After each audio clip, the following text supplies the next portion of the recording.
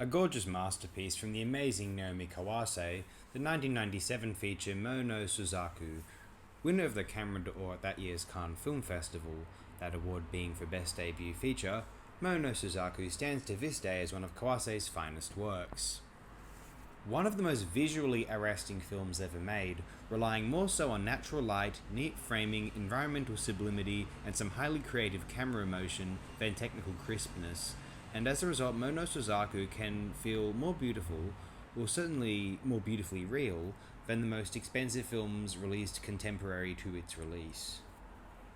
I am rarely more jealous of a film's aesthetic than I am of Kawase's work on Mono Suzaku, as she is relying on a rural mountain town, filmed in Nishiyoshino, Nara Prefecture, Japan, 35mm film, mostly non-professional actors, and the kindness of the weather. A very simple film compositionally, which ends with one of the most artistically inventive psychological probes in the history of camera movements, as the old lady Yasuya is first zoomed in on, then the camera pans out, above her, eventually to the red roof of her house, and then around to the heavily forested mountains which surround, or rather is, their home. And though the film is mostly compositionally simply inclined, the emotional dimensions conveyed from the players are extremely confronting, complex, and unrelentingly raw. Although much is only displayed under a surface, it exudes a power which is enveloping. We are shaken at how imprisoning the pool of human emotions can be, irrational and unpredictable, and yet they can be a source of solace. Naomi Kawase's treatment of her subjects helps a viewer to understand why, potentially. One of the top films ever discussed for FOTD, an exemplary masterpiece, one of the very best films released during the 1990s, in my opinion. Possibly not for everyone, some of the themes might be considered a bit uncouth, or maybe the subject matter in general to be rather boring, as sometimes the characters consider their lives to be. Although I find it one of the more beautifully filmic works of its decade, and possibly of all time.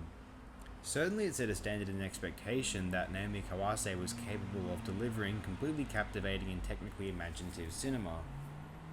I fell in love with her work after Noel Oakeshott showed me that utterly staggering dance scene in her 2003 film Shara, and I went back eventually to Mono Suzaku and was witness to a film auteur who knows how to extract the essence of a place, time, and emotion into a communicative, absorbing, enriching, and insightful cinematic masterpiece. If we're going to be occasionally, possibly weekly, discussing female-directed classics of world cinema, Naomi Kawase is as good an artist as any to begin this trend with. Take this video as a recommendation of Naomi Kawase in general. I'd suggest viewing any of her films.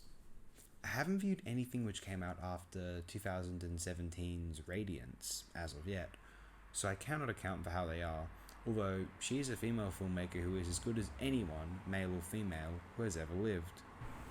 Kawase is one of these artists who there really is no need to qualify her as among the best female filmmakers specifically. She is one of the very best generally, and along with Takahisa Seiza, possibly the most invigorating and exciting Japanese filmmaker alive, in my irrelevant opinion. I shall endorse Naomi Kawase as well as her 1997 feature, Mono Suzaku. Thank you very much all, have a spectacular day, night, wherever you might be.